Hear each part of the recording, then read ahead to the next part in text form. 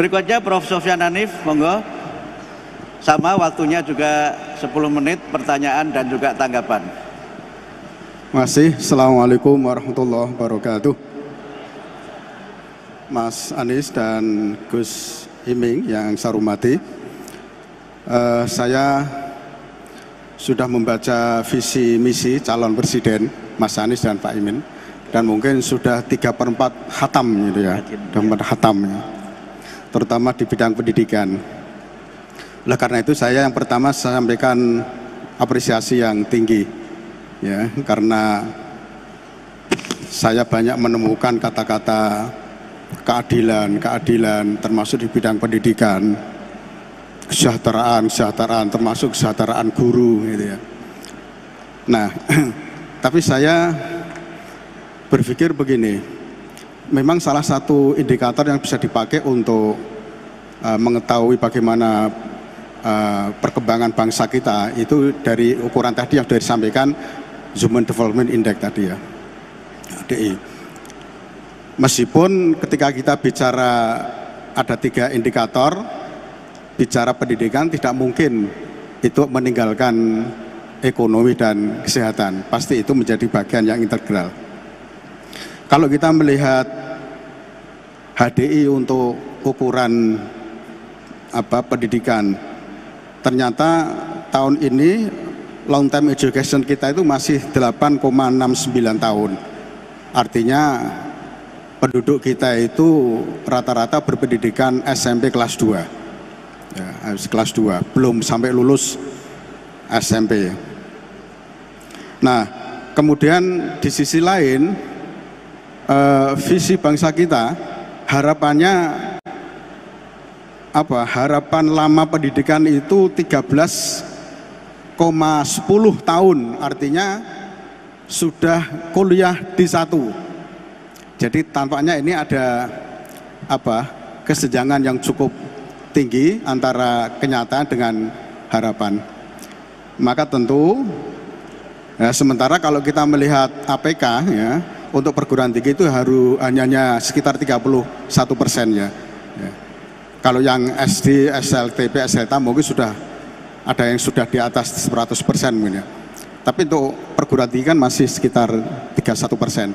Nah, ini yang pertama adalah bagaimana Mas Anies untuk mengantisipasi kondisi semacam ini yang antara realitas dengan harapan itu masih terlalu tinggi.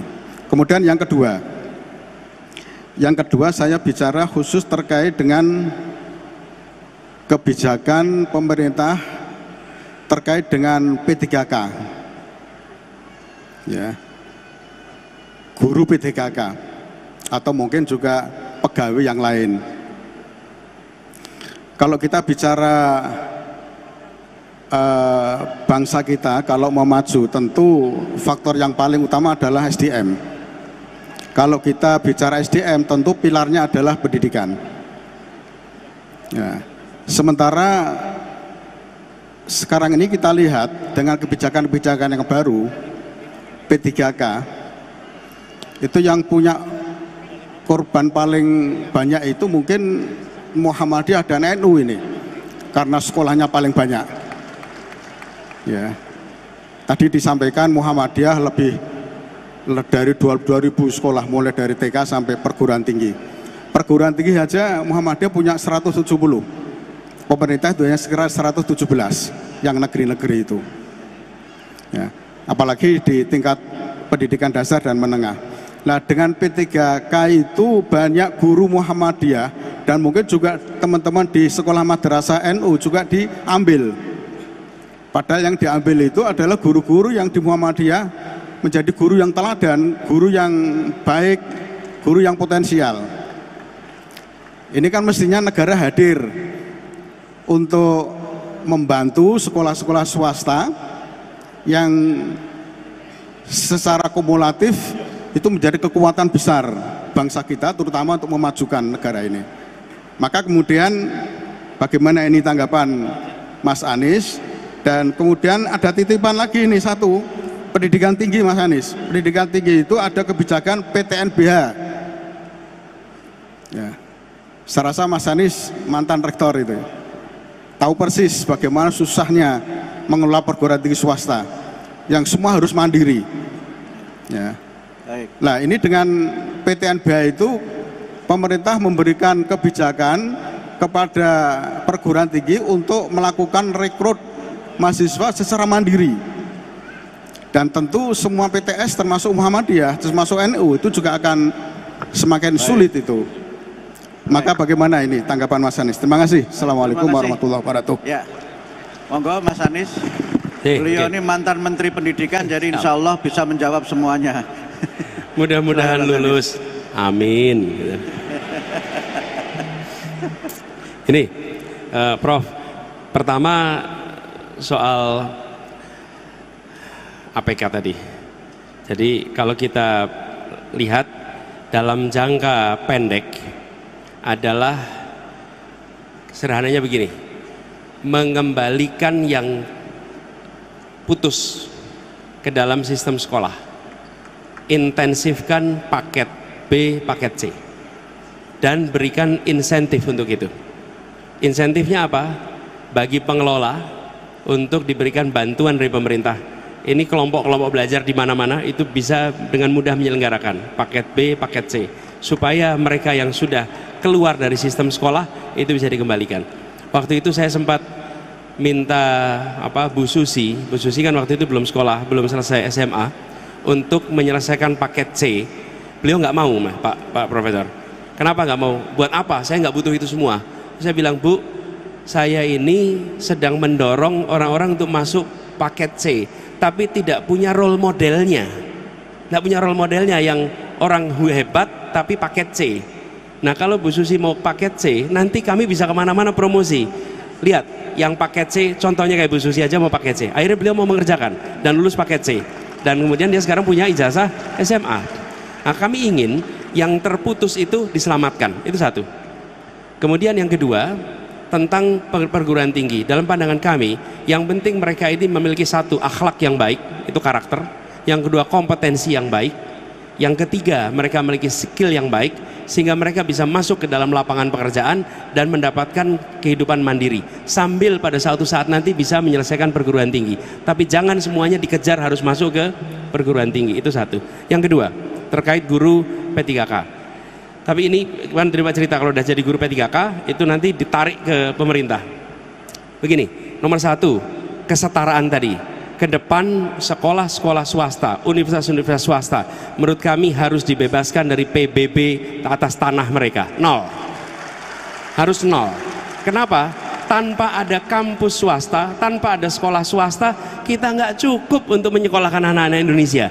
Cara negara membayar balik adalah PBB untuk sekolah, kampus, semua yang sifatnya sosial, termasuk rumah sakit yang sifatnya sosial, itu nol PBB-nya. Yang kedua, semua yang diangkat menjadi pegawai pemerintah dengan perjanjian kerja P3K ini, mereka dibiarkan untuk tetap mengajar di swasta karena mereka adalah guru-guru yang mengajar anak Indonesia. Itulah yang saya maksud dengan diskriminasi. Kenapa? Kalau mereka menjadi guru di swasta, seakan-akan ini biar bukan Indonesia, harus dikembalikan ke pemerintah untuk menjadi Indonesia. Tidak, dia bisa di swasta dan negara tetap bisa menghargai mereka. Karena udah investasinya swasta, yang sudah mendidik, yang sudah menjadikan mereka dokter, tahu-tahu dipindah oleh negara. Justrunya harus dibalik, negara harus investasi kepada dosen dan guru swasta supaya mereka bisa mendapatkan pendidikan yang lebih tinggi. Jadi diubah tuh cara pandangnya. Lalu banyak sekali perguruan swasta, mengapa mahal? Karena mereka harus mengakuisisi tanah, harus beli tanah. Dan tanah itu selalu komponen termahal. Betul tidak Pak Rektor? Semua sekolah swasta, biaya paling besar apa? Tanah. Jadi kami ke depan ingin tanah-tanah negara bisa dimanfaatkan oleh swasta, selama itu dipakai untuk pendidikan, kesehatan, dan kegiatan sosial. Kenapa? Loh, apalagi seperti Nahdlatul Ulama, Muhammadiyah, sudah mendidik bangsa Indonesia sebelum negeri ini ada. Kenapa sesudah ada negara justru berbalik? Kita ini pelit sama rakyat kita sendiri. Kita ini pelit sama swasta kita sendiri. Mereka mendidik anak-anak kita, bukan mendidik orang asing. Mereka mendidik bangsa kita sendiri. Jangan pernah bedakan swasta dan negeri. tanah negara itu dipakai oleh swasta tidak hilang. Kalau itu dipakai oleh investor asing malah bisa hilang. Tapi kalau dipakai oleh swasta nggak mungkin hilang. Jadi bayangkan kalau sekolah pendidikan kelas seluruh Indonesia tidak terbebani oleh belanja tanah di awal, maka SPP-nya akan murah, biaya sekolahnya akan murah. Itu dirasakan oleh seluruh keluarga-keluarga kita di Indonesia. Jadi kita ingin mengubah itu, Pak. Sehingga negara itu hadir bukan hanya dengan bantuan secara fiskal, tapi negara hadir mengurangi biaya-biaya yang harus dikeluarkan oleh perguruan swasta, TK, SD, SMP, SMA sampai kuliah, sehingga mereka bisa mengurangi beban untuk keluarga-keluarga kita di Indonesia. Terima kasih. Terima kasih Mas Anies. Luar biasa. Tadi kalau ditanya pada yang di sini mungkin nggak mau paket C, tapi maunya paket data. Sama kalau ibu-ibu mungkin paket sembako, Mas Anies mungkin. Baik, meyakinkan sekali jawabannya. Silakan Pak Profesor Aidil. Bu, sorry ya. Oke, Profesor Siti Zuhro, monggo silakan ya. Supaya di tengah-tengahnya adalah profesor yang perempuan. Bu Profesor Siti Zuhro ini perempuan yang berkemajuan. Ya. Dan juga anggota Aisyah. Tepuk tangan untuk Profesor Siti Zuhro. Ya. Terima kasih banyak Pak Moderator yang sudah memberikan introduksi. Bismillahirrahmanirrahim. Assalamualaikum warahmatullahi wabarakatuh. Selamat datang Mas Anies dan Gus Imin. Apa kabar? Ya, saya senang dan sangat menikmati tadi itu presentasi dari Capres nomor 1. Luar biasa. Saya mencatat beberapa hal terkait dengan isu demokrasi, ya, pemerintahan, dan juga tadi tentang pemerataan pertumbuhan dan juga solusi mengenai sektor dan kawasan. Pertama, kita mau pemilu Februari 2024. Mas Anies dan Gus Imin, pemilu ini untuk apa? Untuk siapa? Pertanyaan saya itu. Karena ini terkait langsung dengan demokrasi. Dan ternyata implikasi dampaknya itu sungguh sangat luar biasa terhadap pemerintahan kita. Tidak hanya di nasional, tapi juga di daerah. Ini pemilu serentak yang tidak mudah. Maka implikasinya sudah bisa dibayangkan. Terkait dengan itu saya ingin turun sampai bagaimana dampaknya terhadap desentralisasi dan otonomi daerah. Ini penting sekali menurut saya karena ternyata beberapa peraturan terkait desentralisasi otonomi daerah seperti Undang-Undang Minerba tahun 2020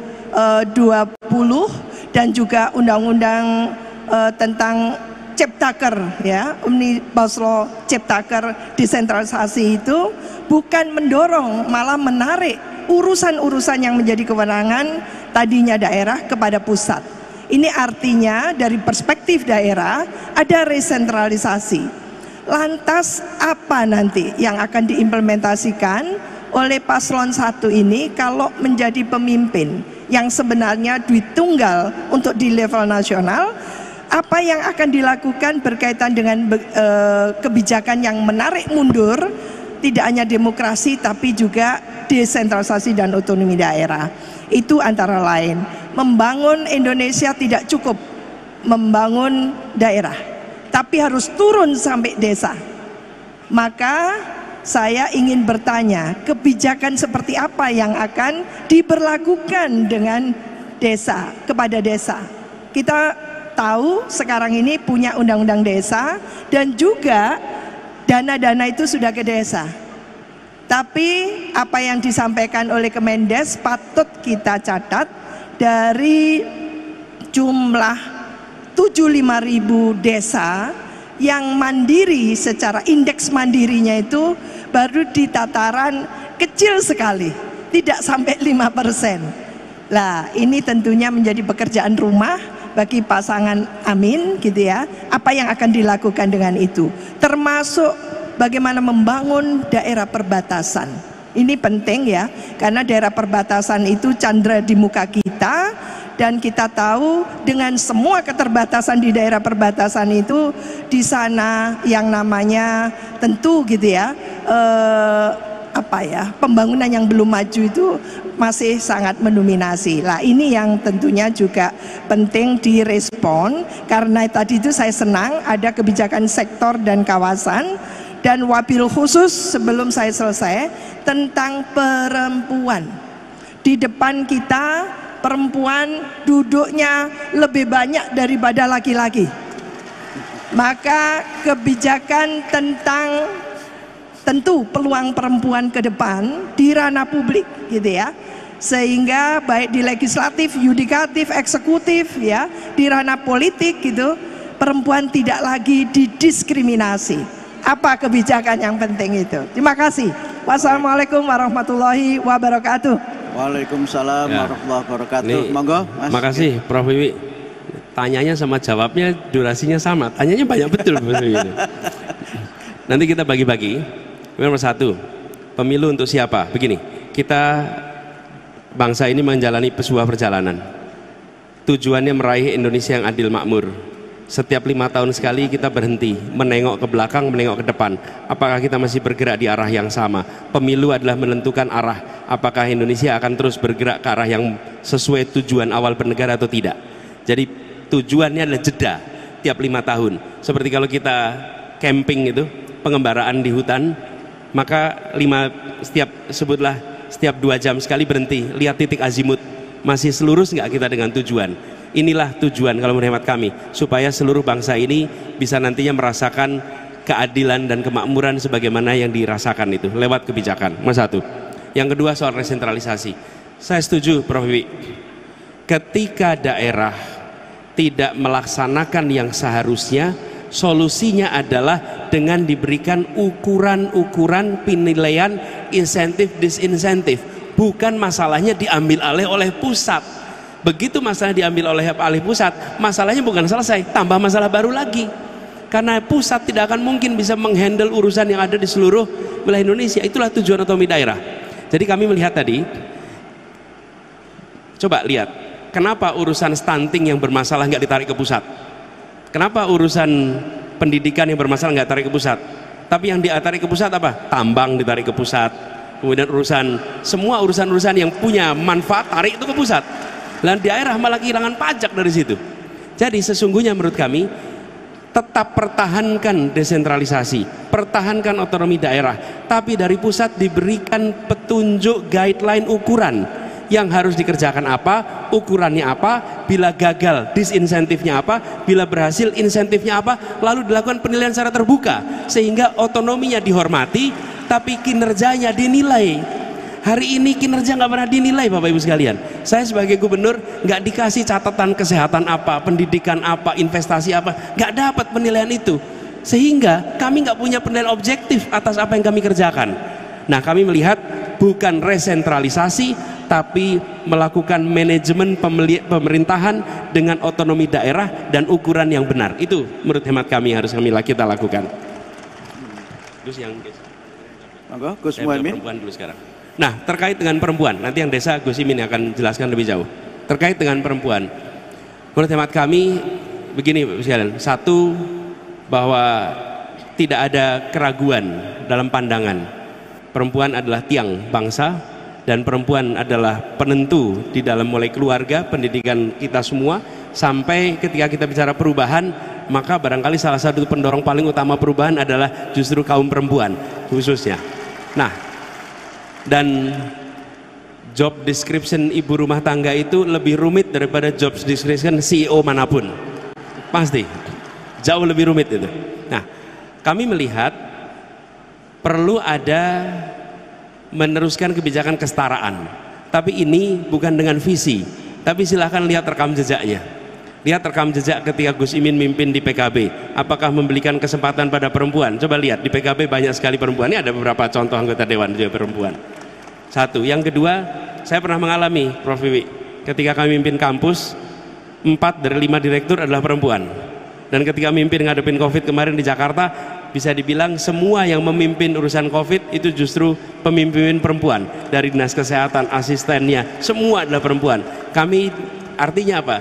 Mau melihat apa yang dikerjakan besok terkait dengan posisi bagi perempuan, lihatlah apa yang sudah dikerjakan di masa lalu tentang posisi bagi perempuan, karena itu menjadi prediktor untuk itu. Soal desa, mohon Mas Gus Imin untuk izin Pak Moderator. Monggo, silakan. Ada yang tertinggal berkaitan dengan yang dijelaskan Mas Anies tentang IKN, karena otonomi daerah itu terkait. Kalau otonomi daerah tidak prospektif, apakah IKN itu prospektif untuk Indonesia? Jawab monggo. desa dulu ya, baru IKN, Bu. Silakan, monggo, Gus Imin. Terima kasih, Prof. Dulu awal reformasi kita merubah seluruh strategi pembangunan yang sentralistik, kemudian memunculkan otonomi daerah menjadi salah satu cara baru di dalam pembangunan. Nah, itu yang disebut sebagai korupsi di tingkat tengah. Waktu itu isu yang muncul, kantor bupati kadang-kadang lebih mewah daripada kantor-kantor lainnya gara-gara anggaran itu. Kemudian kita punya evaluasi lanjutan, salah satu yang paling fundamental atau fenomenal gitulah adalah Undang-Undang Pembangunan Desa. Undang-undang ini dibuat dalam kerangka agar menyeimbangkan pelaku pembangunan yang sentralistik. Gak apa-apa, tambah dikit ya. Tambah dikit boleh ya? Ya, soal IKN tadi. Ini karena ada timernya itu ngomong jadi sangat cepet-cepetan ini. Nggak apa-apa, sekaligus latihan nanti ngadepi di KPU nanti kira-kira gitu. Nah, kemudian dievaluasi melalui pembangunan otonomi daerah melalui pembangunan desa sebagai bukan sekedar kewenangan dan distribusi kerja, tetapi lebih besar dari itu adalah bagaimana ada anggaran yang langsung bisa dirasakan dan digunakan sesuai kebutuhan mendesak di tingkat desa. Anggaran yang digunakan lambat laun berkembang dan tumbuh terus meningkat. Awalnya banyak yang ragu karena apakah kepala desa mampu menggunakan dana desa, apakah tidak terjadi korupsi. Alhamdulillah 5 tahun pertama terbukti sukses. Memang ada kasus-kasus korupsi, tapi dibanding korupsi yang di atas lebih banyak korupsi di atas daripada di desa. Ibarat hujan kira-kira begini, anggaran turun dari langit, kalau lewat genteng kemudian lewat talang-talang sampai ke tanah tinggal 30%, kira-kira begitu. Terserap genteng, terserap talang. Tapi dengan anggaran desa ini diharapkan hujan itu langsung ke tanah dan digunakan sebanyak-banyaknya untuk kemakmuran rakyat. Masalahnya adalah aparatur kepala desa harus betul-betul dipersiapkan. Saya kira salah satu tugas kita semua termasuk Universitas Muhammadiyah harus memperbanyak dan memproduk kepala-kepala desa lulusan Universitas Muhammadiyah yang bisa menjadi pelaku pembangunan yang menjadi contoh, sehingga hujan dari langit tidak menjadi contoh selama ini, nyerap di mana-mana sampai di bawah. Programnya tidak sesuai dengan apa yang terjadi di bawah. Oleh karena itu pembangunan desa, pengalaman 7 tahun ini terbukti mengalami percepatan pembangunan yang dahsyat, apalagi kalau anggaran dan sistem serta perhatian, guidance, arahan lebih detail lagi dari pemerintah pusat kepada pemerintah daerah. Terima kasih. Baik, terima kasih Caimin.